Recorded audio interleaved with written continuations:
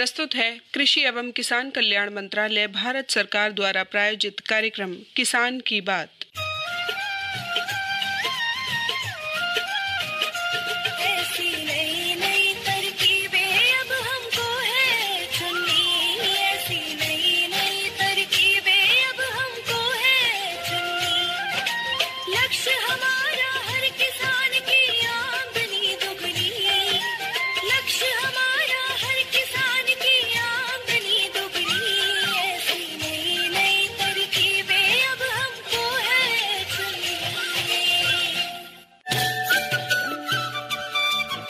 इस कार्यक्रम के प्रायोजक है कृषि एवं किसान कल्याण मंत्रालय, भारत सरकार।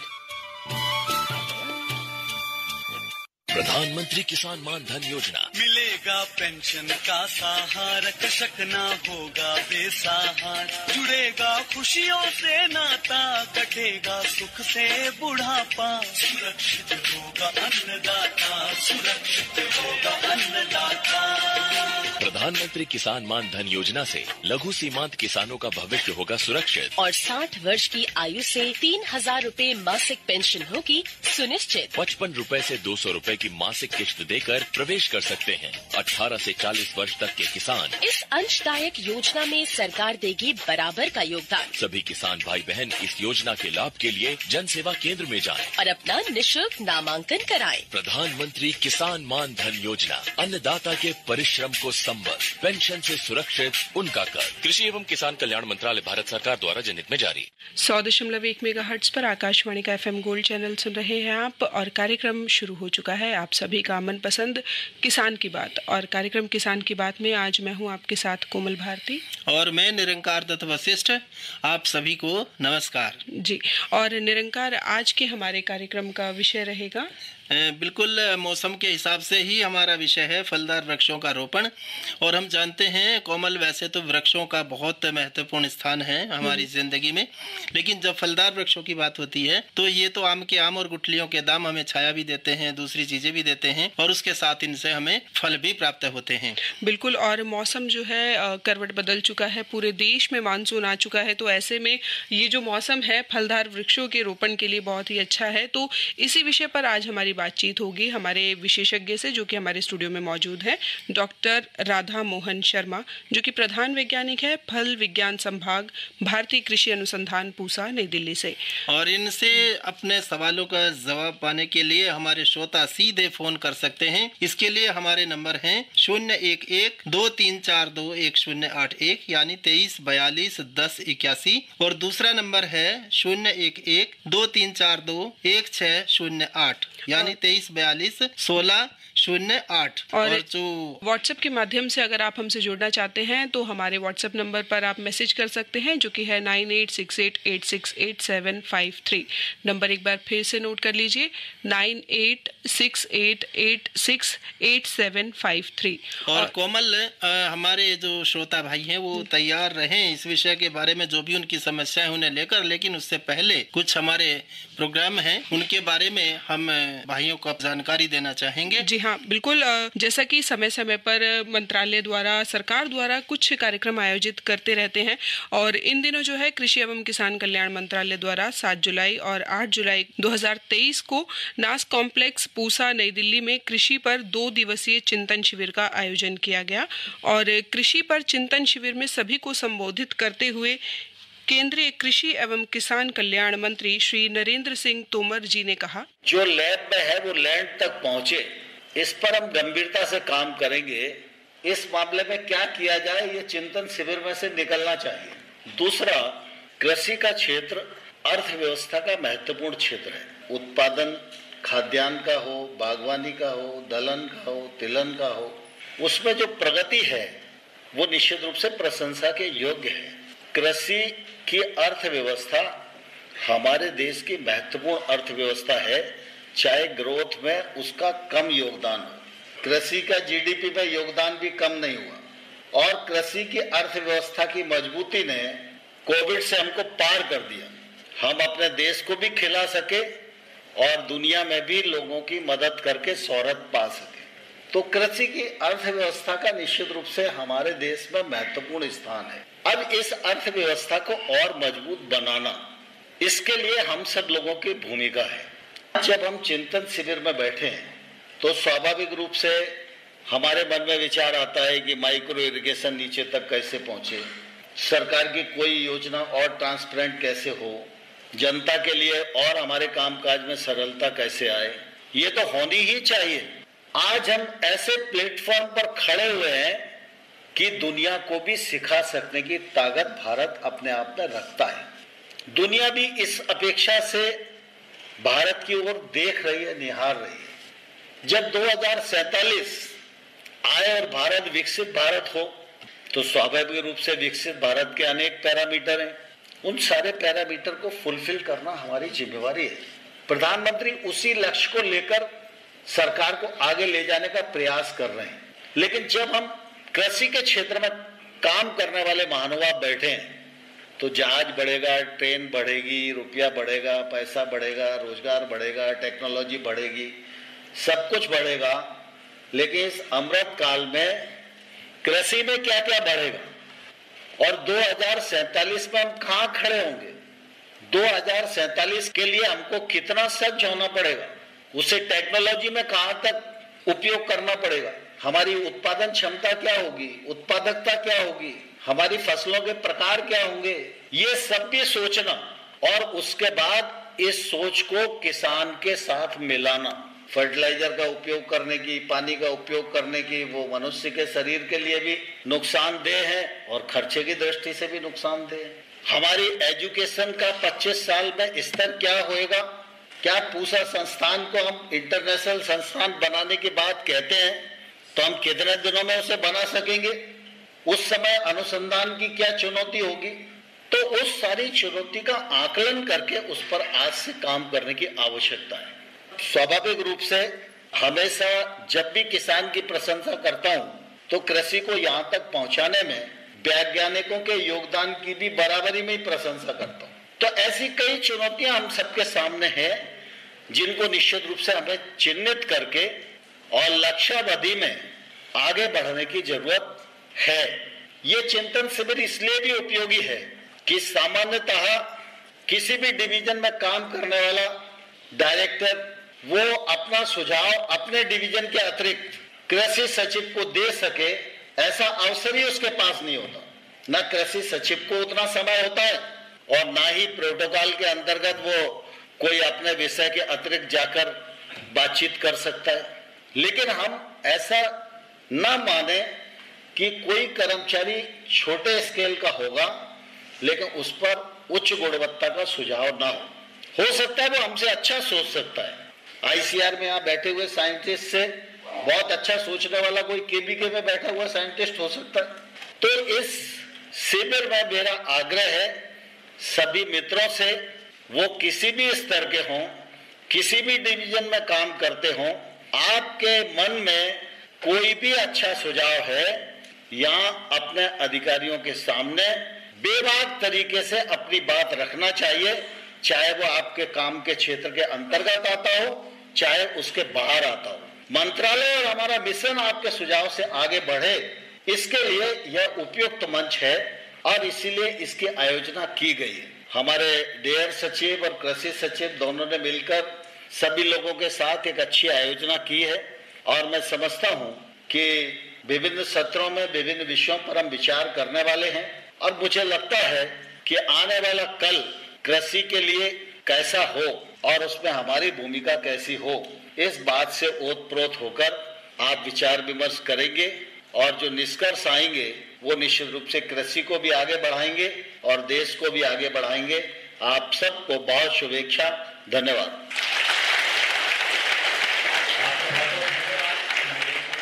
कोमल, ये हमारे दोस्त सुन रहे थे कृषि पर 2 दिवसीय चिंतन शिविर का जो आयोजन किया गया पूसा में, उसके समय पर बोलते हुए केंद्रीय कृषि और किसान कल्याण मंत्री श्री नरेंद्र सिंह तोमर का संदेश सुन रहे थे। और इनके उद्बोधन के बाद हमारे साथ जुड़े हुए हैं डॉक्टर R.M. शर्मा जी, जो प्रधान वैज्ञानिक हैं, फल विज्ञान संभाग, भारतीय कृषि अनुसंधान संस्थान पूसा नई दिल्ली में। और विषय हमने भाइयों को, अपने दोस्तों को बताया था फलदार वृक्षों के रोपण के बारे में। और इनसे कोई भी सवाल पूछना चाहेंगे तो हमारे वही पुराने नंबर हैं 23421081 और 23421608। एसटीडी कोड है 011। जी हाँ, और इसके अलावा हमारा वही व्हाट्सएप नंबर 9868868753। तो डॉक्टर साहब, कार्यक्रम की शुरुआत में सबसे पहले हम ये जानना चाहेंगे कि मानसून का मौसम जो है, जुलाई अगस्त जो चल रहा है, इस मौसम में कौन कौन से फलदार वृक्ष जो है वो रोपे जा सकते हैं, रोपण जिनका किया जा सकता है? देखिए, ये जुलाई और अगस्त का जो महीना होता है, प्राय ये देखा जाता है कि जितने भी सदाबहार फल वृक्ष हैं, जिसमें आम, अमरूद, लीची, कटहल, नींबू वर्गीय फल, या जितने भी सदाबहार फल वृक्ष हैं, उनके रोपण का ये सबसे उत्तम समय माना जाता है।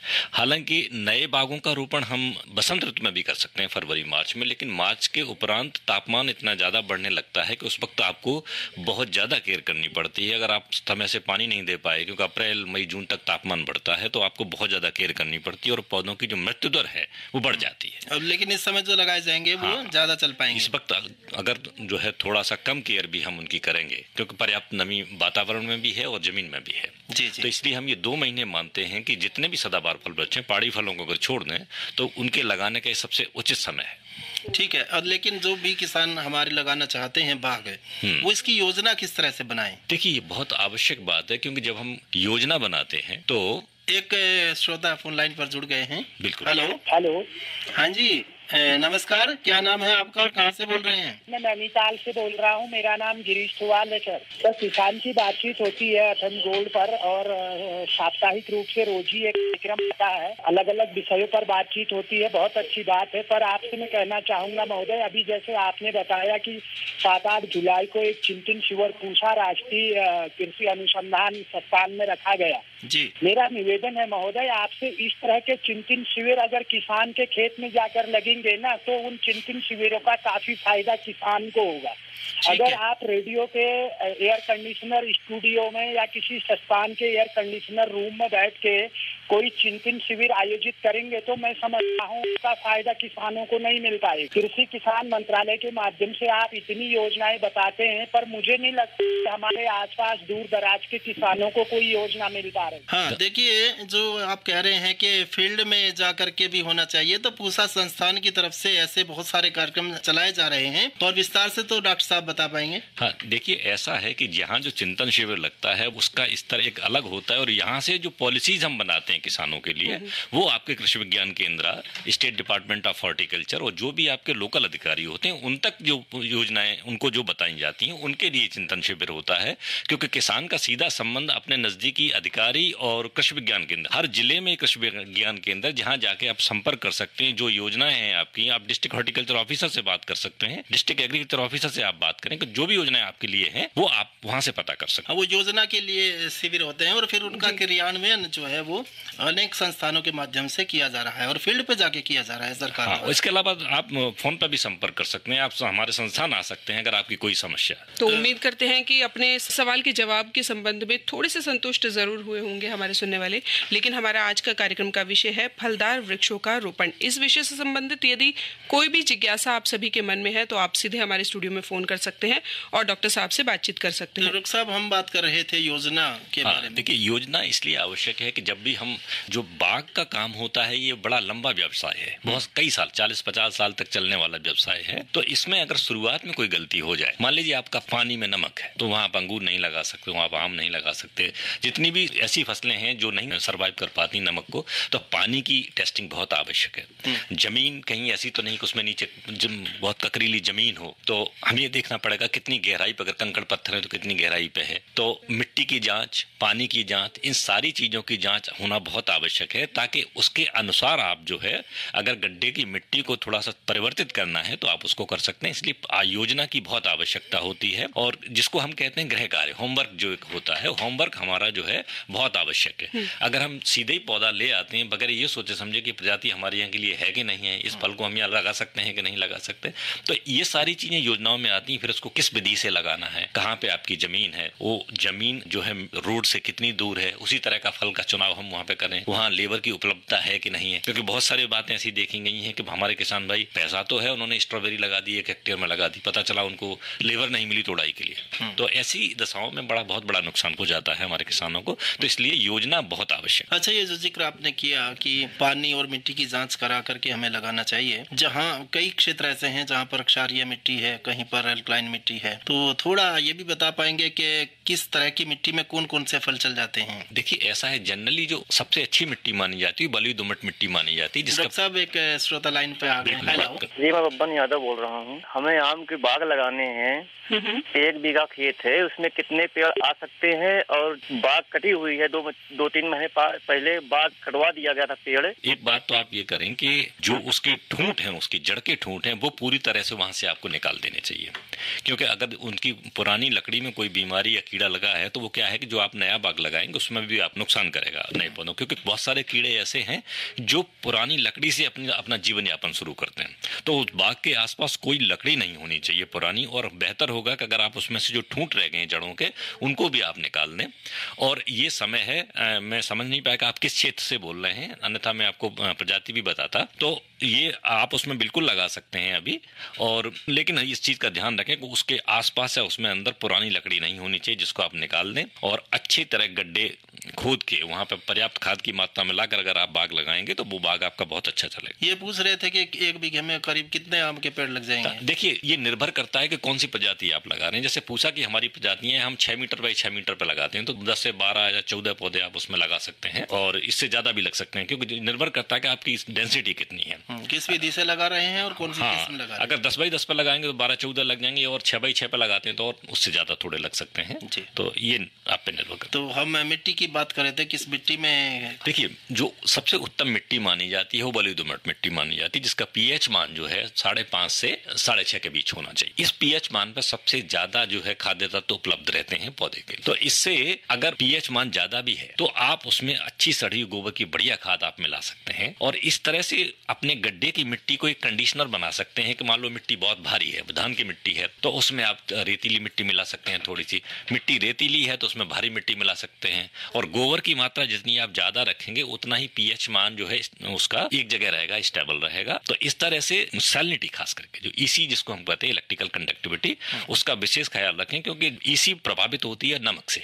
वो मिट्टी का नमक है या पानी का नमक है, दोनों ही हानिकारक है, और पानी का नमक ज्यादा हानिकारक है, क्योंकि जीवन भर हम उसी पानी से उसकी सिंचाई करते हैं, तो उसमें जो लवण है वो बढ़ते रहते हैं, और इससे क्या होता है, हमारे पौधे मर जाते हैं। जी डॉक्टर साहब, हमारे साथ एक और हमारे श्रोता लाइन पर हैं, तो आइए जानते हैं उनका क्या सवाल है। हेलो जी, अपना नाम बताइए। मैं बलदेव बुराड़ी गांव से बोल रहा हूँ जी, अपना सवाल कीजिए। सवाल ये है जी, गमलों में भी फलदार कोई लगा सकते हैं गमलों के अंदर? हाँ, बिल्कुल लगा सकते हैं आप। देखिए, स्ट्रॉबेरी एक फल होता है, अक्टूबर के महीने में उसको लगाते हैं, आप अपने घर पे उसको लगा सकते हैं। इसके अलावा रसबरी जो जनवरी फरवरी में आता है, आपने देखा हुआ बंद टमाटर जैसा होता है, तो रसबरी को भी आप उसमें लगा सकते हैं। तो गमलों के लिए 2 फल हैं जिनको आप लगा सकते हैं।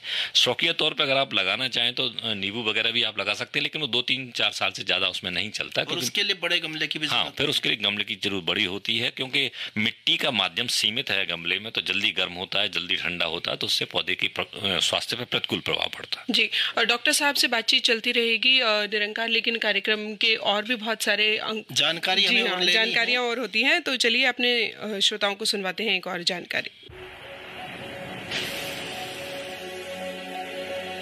We are the Indian farmers, fondly called Annadata. We are sowing dreams in its soil, nurturing them to grow bigger, making them a reality for the last 9 years. किसान की आय को बढ़ाने के लिए अनेक कदम उठाए गए। मिट्टी की जांच से लेकर सैकड़ों नए बीज तैयार करने तक, सिंचाई के सशक्त नेटवर्क से लेकर किसान रेल तक अनेक कदम उठाए। In line with our Honorable Prime Minister's vision, today we fulfill the world's need for milk, pulses, jute, spices, rice, wheat, cotton, fruits, vegetables, and fish. Our centuries-old superfood, Sri Anna, globally known as millets, are being recognized as climate-resilient and nutrition crops. The United Nations, at our behest, began this year as the International Year of Millets celebration. In past 9 years, under the visionary leadership of our Prime Minister, Narendra Modi, we found new heights. Our identity found new dimensions, ensuring not only food security, but also nutrition security for the world. The Prime Minister Farmers Income Support Scheme caters to our smallest needs.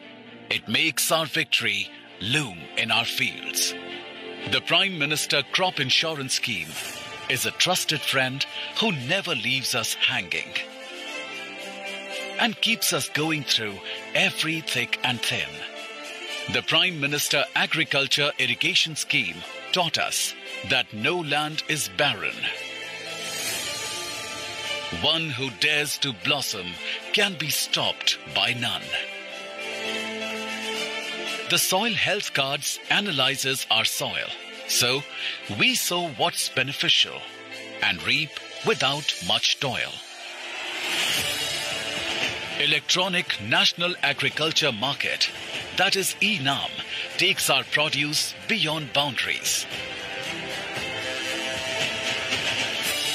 The farmer's train puts it in new homes, in newer geographies. Today, we harness AI's potential. We fly drones and make high-tech mechanization possible. Our youngsters are innovating farm technologies. Our agri-startups and robust value chains are minting success stories. Nature's conservation is our vital desire. We've also become renewable energy suppliers. Today, we are achieving our destiny's might. Our power has reached new heights. हमारे किसानों ने हमें न सिर्फ आत्मनिर्भर बनाया, बल्कि आज उनकी वजह से हम निर्यात करने में भी सक्षम हो गए. So, as the country marches towards development, nearing its 100 years of freedom, we, the farmers of India, creating the new age agricultural solutions, ensuring food and nutrition security, climate resilient agriculture, and robust value chains. And Maharshi, that is, Millets and Other Ancient Grains International Research Initiative. Let's make world where everyone gains. One earth, one family, one future.